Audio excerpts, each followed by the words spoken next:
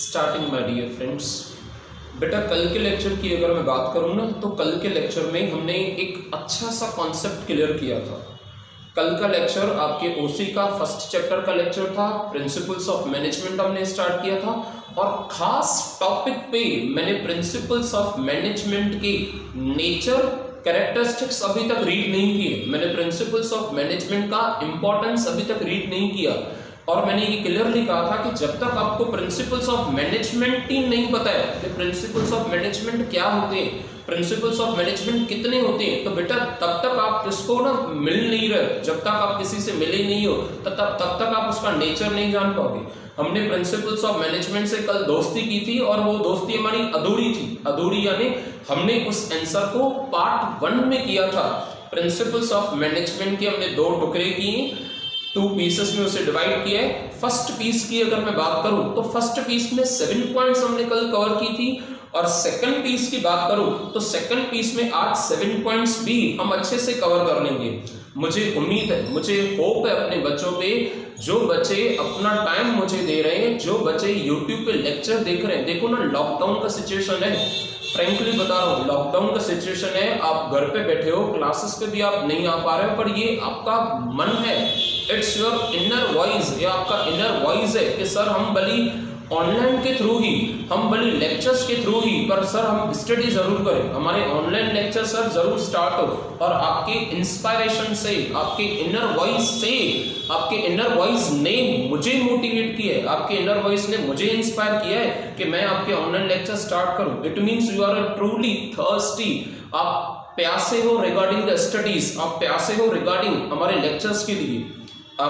आगे की अगर मैं बात करूं तो कल हमने 14 प्रिंसिपल्स ऑफ मैनेजमेंट किए थे। 14 में से 7 प्रिंसिपल्स ऑफ मैनेजमेंट हमने कल कवर किए थे। सिर्फ कवर नहीं किए थे, मुझे होप है कि कुछ बच्चों ने ना रिटर्न भी किया होगा, जिन्होंने लेक्चर अच्छे से देखा है, जिनका माइंड पूरा लेक्चर में फोकस है, जो ऑनलाइन लेक्चर देख रहे हैं, उसे समझ रहे हैं, वो अपॉर्चुनिटी, वो टाइम मिस नहीं करना चाहते, उन्होंने तो रिटर्न भी कर दिया होगा कि भाई सर का एक वीडियो अपलोड हो रहा है, यानी हमारा वो एक पेजेस, हमारे वो पर्टिकुलर पॉइंट्स भी कवर हो जाएंगी। सर का दूसरा वीडियो अपलोड हो रहा है, यानी हमारा उतना सिलेबस भी रिटर्न होना चाहिए। अगर आप लिख नहीं रहे हो तो फिर ऐसे समझो कि आपको याद करने में थोड़ा टाइम लगेगा।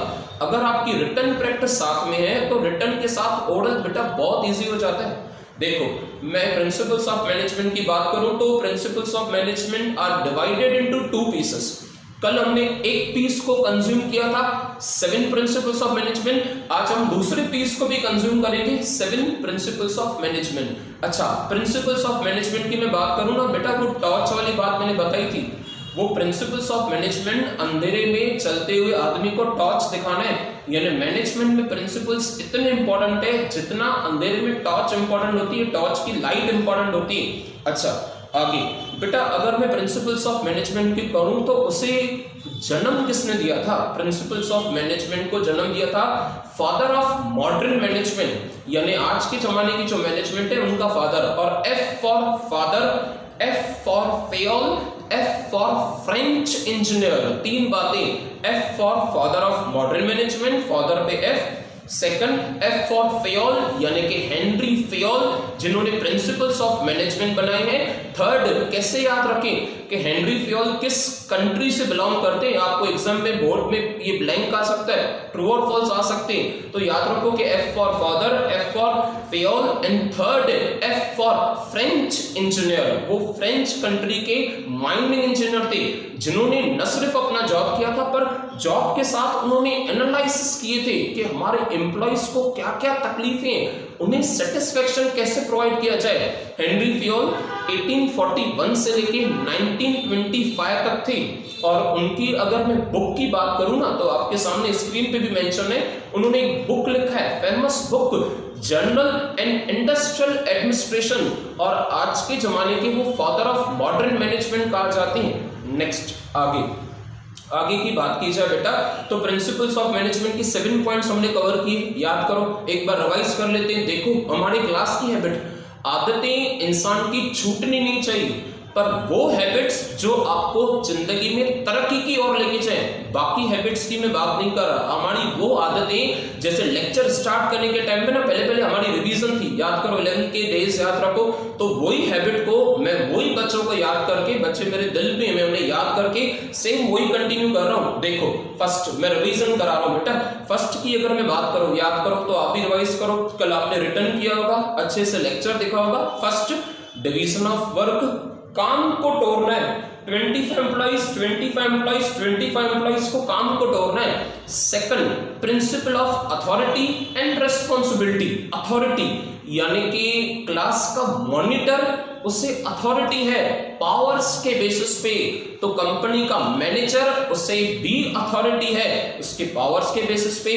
रेस्पॉन्सिबिलिटी जो सारे एम्प्लॉइज को साथ में डिवाइड करके दी गई है, सबको दी गई है। Third, principal of unity of command. Unity of command अगर मैं बात करूं ना, यूनिटी ऑफ कमांड, तो आप याद रखो एक्स डायरेक्शन और कमांड देगा वाई को, वाई डायरेक्शन एंड कमांड देगा जेड को, यूनिटी ऑफ कमांड। अच्छा, उसके बाद principal of unity of direction, एक ही डायरेक्शन में कंटिन्यू फ्लो में डायरेक्शन जाने चाहिए, न यहाँ का डायरेक्शन न यहाँ का डायरेक्शन, कंटिन्यू आप एम्प्लॉय को एक ही स्ट्रेट फॉरवर्ड में डायरेक्शन दो, तो उसका काम बहुत आसान है। नेक्स्ट, आगे की अगर मैं बात करूं, तो principle of subordination of individual interest and general interest. Individual interest की बात करूं तो वो 4 एम्प्लॉइज जिनका मैंने एग्जांपल लिया था कि जिन्होंने काम कंप्लीट न होने का ब्लेम, काम कंप्लीट न होने की जिम्मेदारी खुद के ऊपर ली थी, क्योंकि उन्हें इंडिविजुअल इंटरेस्ट था। और वो 4 एम्प्लॉइज आगे चल के चारों कंपनीज में, यानी कि कंपनी के 4 डिपार्टमेंट्स में मैनेजर बन गए। और रिमेनिंग 96 एम्प्लॉइज ने, जो खाली सिर्फ जनरल इंटरेस्ट की तरह काम था, उन्होंने उतना ही किया जितना इनसे हुआ। पर जनरल इंटरेस्ट सबसे पहले इंपॉर्टेंट है और इंडिविजुअल इंटरेस्ट बाद में इंपॉर्टेंस है, ताकि काम सही तरीके से सबसे हो। आगे की अगर मैं बात करूं तो 7th one, principles of remuneration. हक नहीं रखना है हमें। रेन्यूमरेशन यानी क्या बेटा?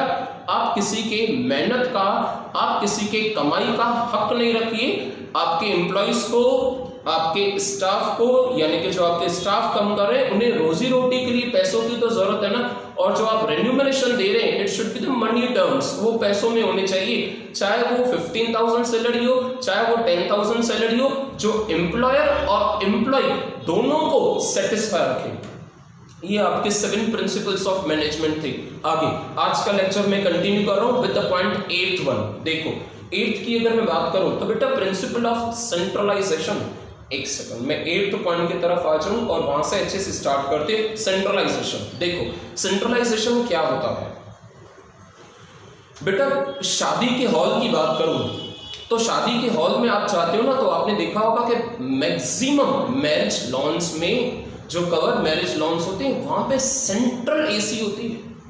सेंट्रल एसी यानी स्टार्टिंग से लेके एंड तक कंटिन्यू उस एसी की सप्लाई, उस एसी की चेन कंटिन्यू हॉल में होती है। आपको एसी दिखेगी कहां पे भी नहीं, बस आपको वो कंटिन्यू सप्लाई, कंटिन्यू उसकी चेन दिखेगी। उसे कहते हैं सेंट्रलाइजेशन, यानी एक एसी ने पूरे हॉल में कूलिंग क्रिएट की है, दैट इज द सेंट्रलाइजेशन।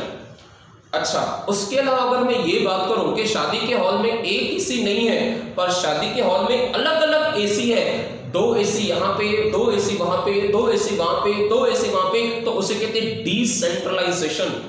यानी ऑर्गेनाइजेशन की अगर मैं बात करूं ना, तो ऑर्गेनाइजेशन में अगर लीडर ने, ऑर्गेनाइजेशन में, कंपनी ने अगर मैनेजिंग डायरेक्टर में सारे के सारे पावर्स, सारी के सारी ताकत, सारे के सारे रूल्स एंड रेगुलेशंस अपने हाथ में रखे, यानी वो ऑर्गेनाइजेशन सेंट्रलाइजेशन है, उस सप्लाई की तरह, एसी की तरह। अच्छा बेटा, सेंट्रलाइजेशन न रखे अगर उसके मैनेजर्स ने, उसके स्टाफ ने, उसके एम्प्लॉइज ने वो पावर्स, वो अथॉरिटी टोर के दी है, यानी अथॉरिटी सबके हाथ में है, रेस्पॉन्सिबिलिटी सबको दी गई है, तो उसे कहते हैं डिसेंट्रलाइजेशन। फर्स्ट की मैं बात करूं तो सेंट्रलाइजेशन यानी पूरे पावर्स आपके हाथ में, यानी आप सेंट्रलाइज्ड लोकेशन में हो, सेंट्रलाइज्ड आपकी कनेक्शन है। अच्छा, अगर आपसे पावर्स लेके ये पावर एम्प्लॉइज को भी दिए जा रहे हैं, ये पावर्स स्टाफ को भी दिए जा रहे हैं, ये पावर्स मैनेजर्स को भी दिए जा रहे हैं, यानी आपकी ऑर्गेनाइजेशन की मैनेजमेंट डिसेंट्रलाइज्ड है। No organisation can be fully centralised और फुली डिसेंट्रलाइज्ड। मैं ये कह सकता हूं कि आप 50-50 रेशो में करो, 60-40 रेशो में करो, कुछ पावर्स आपके हाथ में तो कुछ पावर्स आपके मैनेजर्स और एम्प्लॉइज के हाथ में, उसे कहते हैं सेंट्रलाइजेशन। रीड कर लेते हैं उसे। In the centralisation the authority is concentrate in the few hands, कम जनों के हाथ में, board of directors, managing director, CEO, पूरी ताकत उनके हाथ में, यानी सेंट्रलाइजेशन। इन डिसेंट्रलाइजेशन उसका उल्टा, एकदम vice versa. In decentralisation the authority is distributed to the all levels, lower level पे भी अथॉरिटी, मिडिल लेवल पे भी अथॉरिटी और टॉप लेवल पे भी अथॉरिटी। पूरी जिम्मेदारी मेरी, यानी मैं सेंट्रलाइज्ड हूं, थोड़ी जिम्मेदारी आपकी भी, यानी मैं डिसेंट्रलाइज्ड हूं। No organization can be completely centralized or decentralized. If there is a centralization, the subordinates will have no authority to carry out their responsibility or duties. Next, आगे बढ़ रहा हूं मैं। Second, ninth की बात करें तो लिखा हुआ है ऑर्डर। देखो बेटा, ऑर्डर की अगर मैं बात करूं ना तो देखो जिस तरह से स्टूडेंट्स को पढ़ाई तो पसंद है, आपने परसेंटेज का टारगेट तो रखा है 90% लेंगे सर, लेके रहेंगे, मतलब लेके रहेंगे। तो बेटा उसी तरह से ना हर स्टूडेंट का दिल में, यानी खुद से अगर आप पूछोगे ना तो कोई ना कोई मिनिमम एक सब्जेक्ट ऐसे होता है जो सबसे ज्यादा स्कोरिंग होता है। आपका समझो बीके सब्जेक्ट सबसे ज्यादा स्कोरिंग है, यानी जिनका सब्जेक्ट बीके स्कोरिंग है वो कंपनी में, वो ऑर्गेनाइजेशन में अकाउंटेंट की पोस्ट के लिए लायक है। क्योंकि आपको बीके सब्जेक्ट बहुत अच्छे से आ रहा है तो आप सिर्फ और सिर्फ क्या संभालोगे, अकाउंट संभालोगे, यानी कि आप ऑर्डर में चलोगे। अकाउंटेंट का काम अकाउंटेंट ही करेगा। सेकंड, जिन बच्चों को थ्योरी सब्जेक्ट पसंद है, ओसी, एसपी, एको, तो बेटा ऐसे सब्जेक्ट उस ऑर्गेनाइजेशन में मार्केटिंग संभालेंगे, ऐसे सब्जेक्ट उस ऑर्गेनाइजेशन में मैनेजमेंट संभालेंगे। अकाउंटेंट का काम अकाउंटेंट करेगा, मार्केटिंग का काम मार्केटिंग मैनेजर करेगा, मैनेजमेंट संभालने वाले स्टाफ मैनेजमेंट संभालेंगे, सेल्समैन जिसको पता है कि भाई चीजों को कैसे बेचना है, यानी बाल्ड आदमी जिसको बाल नहीं है उसको भी आप कंघी बेच के आओगे, यानी आप उसके लायक हो ना, और आपको उस पोजीशन पे, सेल्समैन की पोजीशन पे रखा जाएगा। That's called as a order, कि हर एक चीज, हर एक आदमी सही जगह पे और सही टाइम के हिसाब से काम करे। That's called as a order. Read कर लेते हैं हम इसे। According to this principle, people यानी कि सारे के सारे लोग ऑर्गेनाइजेशन के materials should be in the right place at the right time. Marketing manager सिर्फ मार्केटिंग एक्टिविटी संभालेगा, मैनेजमेंट संभालने वाले सिर्फ मैनेजमेंट संभालेंगे। अच्छा, आपका बीके सब्जेक्ट फेवरेट है, अकाउंटेंट संभालने वाले सिर्फ अकाउंटेंट का पोस्ट ही संभालेंगे, यानी हर एक जने को काम तोड़ के दिया गया और उससे वही दिया गया जो काम उसे पसंद है, उसे कहते हैं ऑर्डर। आगे थोड़ा सा रीड कर लेता हूं मैं। It must have the right place, similarly must be proper placement of the personnel. आपका एचआर, ह्यूमन रिसोर्सेज, जो आपका मैनेजर है वो आपके अंदर गुण देखेगा, क्वालिटी देखेगा, और आपकी क्वालिटी के हिसाब से, आपके गुण के हिसाब से आपकी पोस्ट को सेलेक्ट किया जाएगा। नेक्स्ट, आगे 10th पॉइंट की अगर मैं बात करूं, 10th पॉइंट है इक्विटी। स्ट्रेट बैठो, और 2 पॉइंट्स हमारे कवर हो चुकी हैं। बताओ कौन सी? First, centralisation. No organisation can be centralised और फुल्ली डिसेंट्रलाइज्ड। सेकंड, आज की सेकंड की पॉइंट करूं तो बेटा order, right things at the right place at the right time. Third point की अगर मैं बात करूं ना, थर्ड, इक्विटी। इक्विटी यानी क्या? देखो बेटा, घर पे आपकी मम्मी की अगर मैं बात करूं ना तो आप और आपके ब्रदर, एक मां को 2 बेटे, पर उस मां ने दोनों बेटों के साथ ऑलवेज जस्टिस किया है। कभी भी छोटे बेटे को या कभी भी बड़े बेटे को कम ज्यादा नहीं किया। अगर माँ ने 2 चपाटी बनाई है तो खुद के लिए खाना न खा के खुद भूख पे बैठ के वो दोनों बेटों को एक एक चपाटी देगी। क्यों? क्योंकि बेटा माँ के लिए दोनों बेटे इक्वल है and that's called as equity. तो वो माँ हमारे एग्जाम्पल में कौन है? वो माँ हमारे एग्जाम्पल में एम्प्लॉयर जो हमें जॉब दे रहा है, और वो 2 बेटे तो कौन है? वो 2 बेटे उसके एम्प्लॉइज हैं। अगर एक एम्प्लॉय को 10,000 सैलरी मिल रही है तो उसी के डिपार्टमेंट में भले 1 हो या भले 2 हो या भले 10 हो, it is a responsibility of the employer कि वो इक्विटी में काम करे। वो सारे एम्प्लॉइज को सेम डिपार्टमेंट के 10,000 सैलरी ही देगा। जिस तरह से माँ 2 बेटों को 2 चपाटी दे रही है खुद न खा के, तो उसी तरह से एम्प्लॉयर भी उसी व्यू से, उसी विजन से अपने सारे एम्प्लॉयर्स को इक्वलिटी में रखेगा और सबको 10,000 ही इक्वल पे करेगा। उसे कहते हैं इक्विटी। रीड कर लेते हैं। इक्विटी की बात करें तो इक्विटी मींस इक्वलिटी। सबको एक जैसा ट्रीट करो, न कोई ज्यादा न कोई कम, सब 1 for all and all for 1। Cooperative society का रूल था, याद करो 11th की बात, 1 for all and all for 1। ये हमने कोऑपरेटिव सोसाइटी में पढ़ा था। बस वही जो आपने पढ़ा था ना, थोड़ा सा सोचोगे तो वो इक्विटी में एप्लीकेबल हो रहा है। Equity means equality in the treatment of the employees. It relates to the justice, kindness. Managers should be kind and fair to their subordinates. आपका बिहेव, आपका उठना बैठना, आपका बात करना सारे एम्प्लॉइज के साथ एकदम सेम होना चाहिए। भले एम्प्लॉइज की स्किल्स अलग अलग है, भले एम्प्लॉइज के टैलेंट अलग अलग है, पर हमें ये शो नहीं करना है कि हमारे एम्प्लॉइज कुछ कम है और कुछ ज्यादा है। नहीं, बिल्कुल भी नहीं, क्योंकि वो हमारे एम्प्लॉइज हैं और एम्प्लॉइज यानी वो हमारे फैमिली मेंबर्स हैं। Family members must be treated एकदम इक्वल, फुली इक्वल। नेक्स्ट आगे 11th पॉइंट।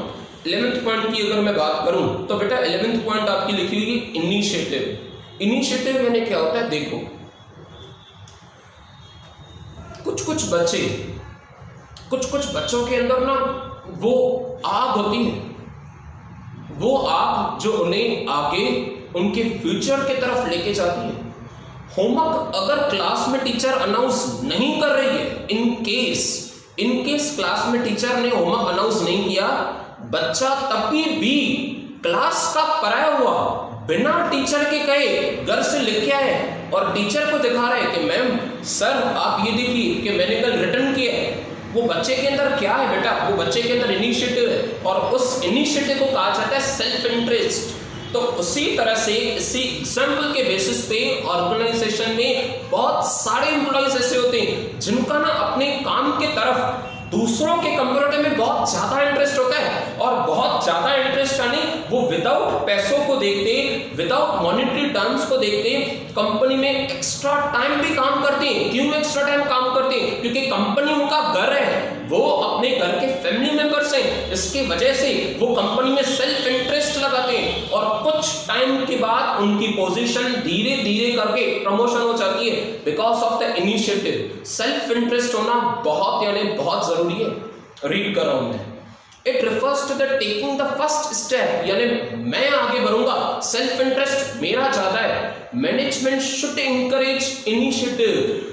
बॉस को, मैनेजिंग डायरेक्टर्स को अपने एम्प्लॉइज को ऑलवेज इंस्पायर करना चाहिए, ऑलवेज मोटिवेट करना चाहिए। Motivate to make their own plans, execute these plans. आप खुद ही प्लानिंग कीजिए, उस प्लानिंग को इंप्लीमेंट कीजिए। अगर मैनेजर की जरूरत लग रही है तो आप मैनेजर से जरूर गाइडेंस लीजिए, आप मैनेजर से जरूर डायरेक्शंस लीजिए। That's called as initiative. पर आप आगे तो बढ़िए, रॉन्ग स्टेप तो रॉन्ग स्टेप। मैटर ये रखता है कि आपने स्टेप आगे तो बढ़ा है, पीछे तो नहीं बढ़ा है स्टेप। नेक्स्ट की अगर मैं बात करूं, देखो aspect of the D crops लिखा गया। Aspect of the D crops यानी क्या? मैं 11th का एग्जांपल रिपीट कर रहा हूं, याद करो। आप याद करो कि वो फार्मर, उस फार्मर ने अपने डेथ के टाइम पे, लास्ट अंतिम समय में उस फार्मर ने डेथ के टाइम पे अपने 4 बेटों को बुलाया। जो 11th के लेक्चर में बैठे थे ना लास्ट ईयर, हमारे पास जो बच्चे 11th में थे उन्हें ये अच्छे से एग्जाम्पल याद आएगा। उस फार्मर ने अपने डेथ के टाइम पे लास्ट मोमेंट्स ने 4 बेटों को बुलाया और 4 बेटों को क्या किया, 4 बेटों को बेटा हाथों में एक एक लकड़ी दे दी, सिंगल स्टिक। उन बेटों ने सिंगल स्टिक को बहुत अच्छे से तोड़ा, सिंगल। फार्मर ने फिर उन्हें 2 स्टिक दी, उन्होंने 2 स्टिक को भी अच्छे से तोड़ दिया। अब उस फार्मर ने चारों बेटों को कहा कि आप अपने हाथों में सारी स्टिक्स एट अ टाइम ले लीजिए, यानी अलग अलग बेटे को अलग अलग स्टिक्स का पूरा बंच दिया है, यानी एक बेटे के हाथ में इतनी सारी स्टिक्स। अब मुझे बताओ, जब एक स्टिक की जगह पे 20 स्टिक आ जाएंगी तो क्या 20 स्टिक की ताकत जुड़ नहीं जाएगी? वो बेटे 20 स्टिक को तोड़ नहीं सके, बिकॉज सिर्फ उसकी वजह से, क्योंकि वो 20 स्टिक की जो ताकत है ना, उन्होंने उनको हरा दिया था। यस, कंपनी में भी, ऑर्गेनाइजेशन में भी अगर 100 एम्प्लॉइज की ताकत मिलके काउंट करे ना, तो वो मैन पावर आगे बढ़ाता है कंपनी को। और अगर यही एम्प्लॉइज के बीच में क्लैशेस चल रहे हैं, यही एम्प्लॉइज के बीच में यूनिटी नहीं है, यानी यूनिटी नहीं है, क्लैशेस चल रहे हैं, तो एम्प्लॉइज का वो परफॉर्मेंस नहीं होगा, और परफॉर्मेंस नहीं होगा तो पी फॉर परफॉर्मेंस, तो पी फॉर कंपनी का प्रॉफिट भी नहीं होगा, कंपनी लॉस में चली जाएगी। इसकी वजह से एस्पिरिट ऑफ डी क्रॉप्स में पहले ये स्टेटमेंट लिखा गया, यूनिटी इज स्ट्रेंथ। वो 50 stick at a time, 50 stick की यूनिटी है, उसके बेटे तोड़ नहीं पाए। और यही अगर एक स्टिक की बात करें ना, तो एक स्टिक को वो इजीली तोड़ देते, क्योंकि एक स्टिक में कोई यूनिटी नहीं है, वो अकेले है। According to the principle of unity is strength, management is a group activity, सारे एम्प्लॉइज का ग्रुप है, डिपार्टमेंटल हेड्स का ग्रुप है, मैनेजर्स का ग्रुप है, स्टाफ का ग्रुप है, और हर ग्रुप में क्या होना चाहिए, हर ग्रुप में यूनिटी होना चाहिए, आपस में बंधन जो है ना वो काफी स्ट्रांग होना चाहिए। Human resource is a great asset of the organisation, the manager should create a spirit, एक लगाव होना चाहिए of a teamwork among the employees. Managers should build in a sense togetherness among the employees, और managers को वो सारे employees के दिमाग में बातें फिट करनी है कि आप अकेले नहीं हो, आप सब एक दूसरे के लिए हो, यानी वो आप सब, यानी वो एक दूसरे के साथ काफी अटैच्ड हैं, उनमें बहुत सारी यूनिटी होनी चाहिए। Next, stability of the tenure. मैं 13th पॉइंट की अगर मैं बात करूं, 13th यानी आपकी सेकंड लास्ट, बेटा सेकंड लास्ट मैं पॉइंट पर आऊंगा तो फिर मैं अपनी वही हैबिट को कंटिन्यू करना चाहूंगा। कौन सी हैबिट? देखो फिर से स्टार्ट करते हैं 8 पॉइंट से, वही हैबिट जो हमने 11th में की थी, उसे छोड़ेंगे नहीं।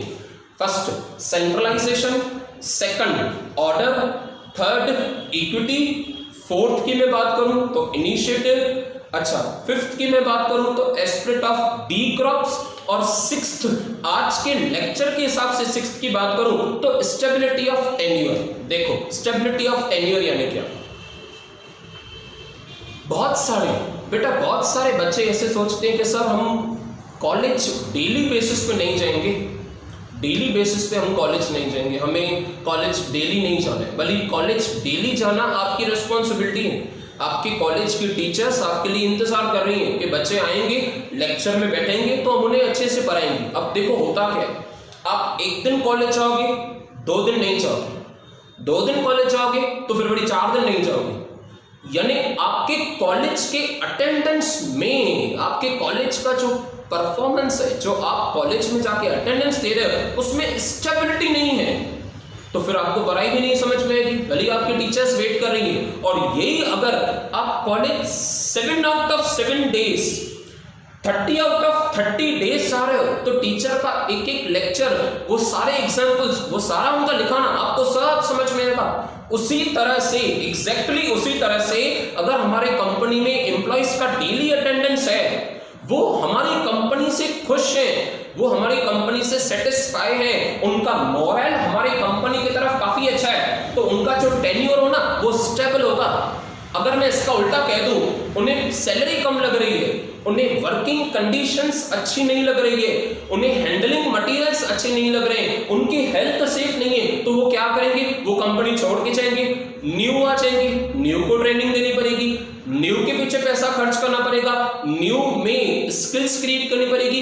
अच्छा फिर कुछ टाइम के बाद अगर वो भी सेटिस्फाई नहीं हुए तो फिर वो ऑर्गेनाइजेशन को छोड़ के जाएंगे, यानी एक आ रहा है दूसरा चाह रहा है, दूसरा आ रहा है, तीसरा जा रहा है। तो बेटा तीसरा आया, फिर चौथा चला गया। यानी फैक्ट बताऊं, चारों में से कोई भी, किसी ने भी ऑर्गेनाइजेशन पे प्रॉपरली अपनी मेहनत, अपने एफर्ट्स नहीं दी। जिस तरह से आपने कॉलेज में एफर्ट्स नहीं दिए, कॉलेज में डेली नहीं जा रहे हो, अगर आप कॉलेज में डेली जा रहे हो तो आपका स्टेबिलिटी ऑफ टेन्योर है ना। Yes, an employ needs a time, उसे वक्त दो, कंपनी को समझने के लिए एम्प्लॉय को टाइम दो to learn and understand his job. He needs a time because efficient. Therefore, he should not be removed in the short period of the time. उसे 3 महीनों में, 6 महीनों में फायर नहीं करो और न्यू पर्सन को हायर नहीं करो। आप उसे स्किल्स दो, आप उसे ट्रेनिंग दो, आप उसे टाइम दो, जैसे कुछ टाइम के बाद हर एम्प्लॉय अपने ऑर्गेनाइजेशन का असेट कहने में आए। आगे, he should not be kept for the temporary long period of the time. He should not be kept temporary for a long period of the time. He should be made the permanent. उसके दिमाग में होना चाहिए कि भाई मेरे appointment letter पे लिखा हुआ है for the next 5 years, यानी 5 साल के लिए तो मुझे कंपनी से कोई भी नहीं निकालेगा। 5 साल तक उसके माइंड में आराम होना चाहिए और वो 5 साल क्या करेगा, कंपनी को पूरा फोकस उसका गोल अचीव कराने में लगा देगा। Yes, that's called as a stability of tenure.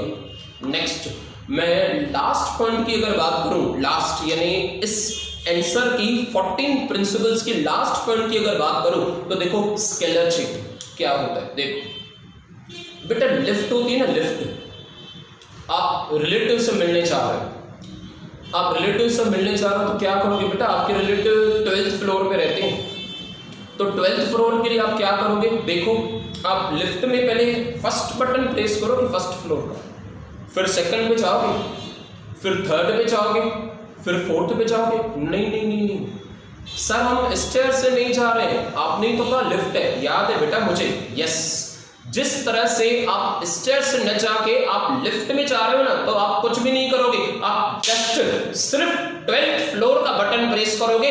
That's called as a scalar chain. पुराने जमाने में क्या होता था, पहले अगर कंपनी के एम्प्लॉय को कोई प्रॉब्लम है, उसे पे लेट मिल रहा है, तो वो एम्प्लॉय किससे कांटेक्ट करेगा बेटा, वो एम्प्लॉय कांटेक्ट करेगा डिपार्टमेंटल हेड से, वो डिपार्टमेंटल हेड कांटेक्ट करेगा सेक्रेटरी से, वो सेक्रेटरी कांटेक्ट करेगा बोर्ड ऑफ डायरेक्टर से, बोर्ड ऑफ डायरेक्टर कांटेक्ट करेंगे चीफ एग्जीक्यूटिव ऑफिसर से। इसमें क्या होगा, इसमें ये होगा कि 2 महीनों की सैलरी आ भी जाएगी, भले लेट है पर आ जाएगी। यानी इतनी एक कंप्लेंट के लिए 2 महीने लग जाएंगे, और वो क्या था, वो सीढ़ियों की तरह चलना था। और स्केलर चेन यानी क्या, लिफ्ट डायरेक्टली। अगर परमिशन दी गई है, अगर अथॉरिटी दी गई है, तो वो एम्प्लॉय अपने डायरेक्टली बोर्ड ऑफ डायरेक्टर से कांटेक्ट करेगा अगर उसे अथॉरिटी है, और board of director within few days, within short period of the time उसकी कंप्लेंट को सॉल्व करेगा। That's called as a scalar chain. आपके दिमाग में स्केलर चेन है ना, यानी रहता हो कि स्केलर चेन यानी सर ने कहा था लिफ्ट। यस, मैं रीड कर रहा हूं उसे। यूजुअली की अगर मैं बात करूं, usually in the organisation there is a particular system यानी पता है क्या, वो स्टेयर्स का सिस्टम, वो ग्राउंड फ्लोर से लेके फर्स्ट का, वो फर्स्ट से लेके सेकंड का, वो सेकंड से लेके थर्ड का, particular system of the communication, it is through a chain. Manager will inform decision to the departmental head, departmental head जो डिपार्टमेंट को संभाल रहा है वो सुपरवाइजर को बताएगा, लिखा हुआ है सुपरवाइजर फोरमैन को बताएगा, वो वर्कर्स को बताएगा, और काम बहुत लेट हो जाएगा। तो क्या करना चाहिए, लिखा हुआ है कि इन सारी गैप को हटाने के लिए, ये सारी ब्रिज को हटाने के लिए आप उनसे डायरेक्ट कांटेक्ट कीजिए। लिफ्ट का डायरेक्ट 12th बटन दबाइए, यानी एम्प्लॉय को अगर परमिशन है, वो परमिशन लेके डायरेक्ट अपने सारे प्रॉब्लम्स बोर्ड ऑफ डायरेक्टर्स के साथ शेयर करेगा, चीफ एग्जीक्यूटिव ऑफिसर के साथ शेयर करेगा। यस, फर्स्ट पॉइंट अगर आज के लेक्चर के हिसाब से कहें तो देखो, एक सेकंड फिर से बेटा, फर्स्ट पॉइंट अगर मुझे बताओ कहां से स्टार्ट की थी हमने, याद रखो। देखो फर्स्ट पॉइंट थी आज की सेंट्रलाइजेशन। यस, सेंट्रलाइजेशन हमारा कॉन्सेप्ट क्लियर है कि पूरे पावर्स अपने हाथ में रखूं तो सेंट्रलाइजेशन, पावर्स को तोड़ के दे रहा हूं थोड़े थोड़े तो डिसेंट्रलाइजेशन।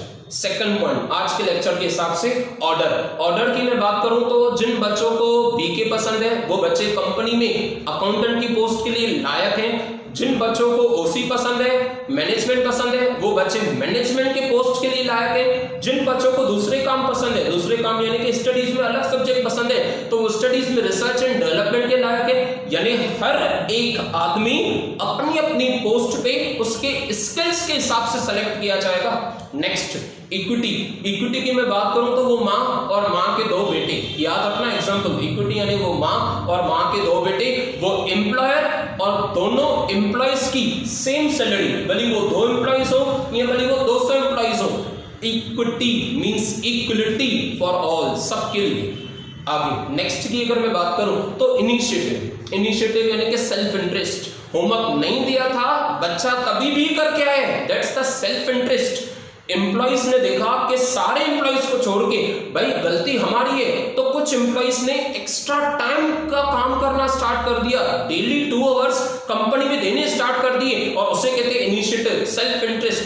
जो चीज अंदर से आती है ना, इनर वॉइस, आपका इनर वॉइस है, आपने पहले 12th का टारगेट बना के रखा है, तो मैं कहूं या नहीं कहूं, आप पक्का लेके आओगे, पक्का यानी पक्का। जो चीज अंदर से आती है ना, उसे कभी दबाना नहीं, वो बहुत इंपॉर्टेंट होती है।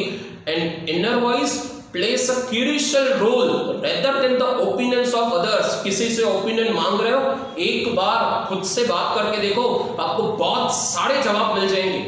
Next, spirit of the D crops, unity is strength. Unity is strength की मैं बात करूं तो याद करो, अगर एक स्टिक होगी तो तोड़ना बहुत आसान होगा, अगर एक स्टिक की जगह पे इतनी सारी स्टिक होगी तो नहीं तोड़ पाएंगे।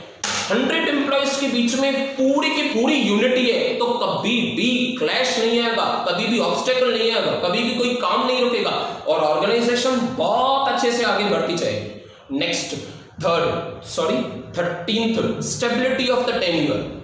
स्टेबिलिटी ऑफ टेन्योर यानी कॉलेज एक दिन आ रहे हो, 2 दिन नहीं आ रहे हो, 2 दिन आ रहे हो तो 4 दिन नहीं आ रहे हो, तो आपको पता ही नहीं चलेगा 4 दिन में क्या हुआ है।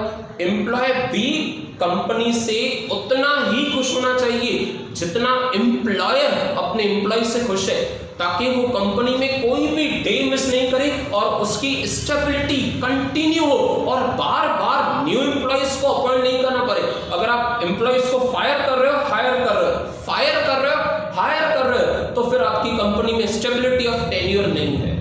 आगे 14th point, that the last point, इस आंसर की last point, scalar chain. Scalar chain यानी कि मैं याद रखूं, मैं याद करूं, खुद को याद दिलाऊं, देखो तो क्या था स्केलर चेन पे, वो लिफ्ट और वो स्टेयर्स। स्टेयर्स की मैं बात करूं तो बेटा एक ऑर्गेनाइजेशन यानी कि एक लेवल पे परमिशन मांगनी पड़ रही है, पर विदाउट परमिशन अगर आप काम कर रहे हो, डायरेक्ट कांटेक्ट कर रहे हो, that's the scalar chain, that's the direct contact between the top level and lower level. Yes, आज के लिए इतना ही सफिशिएंट है। आप इन सारी पॉइंट्स को 14 आउट ऑफ 14 पॉइंट्स को आप रिटर्न कीजिए। अच्छा बेटा, आपको अगर कोई भी डाउट है ना, चाहे वो बच्चे हमारे क्लासेस के स्टूडेंट हो, चाहे वो बच्चे क्लासेस के स्टूडेंट नहीं हो, बच्चे तो बच्चे होते हैं ना, बच्चे तो सारे हमारे बच्चे ही है ना, तो आप हमसे जरूर कांटेक्ट कीजिए, और कांटेक्ट करके आपको जो भी क्वेरीज हैं तो आप जरूर पूछिए। Please focus on your future.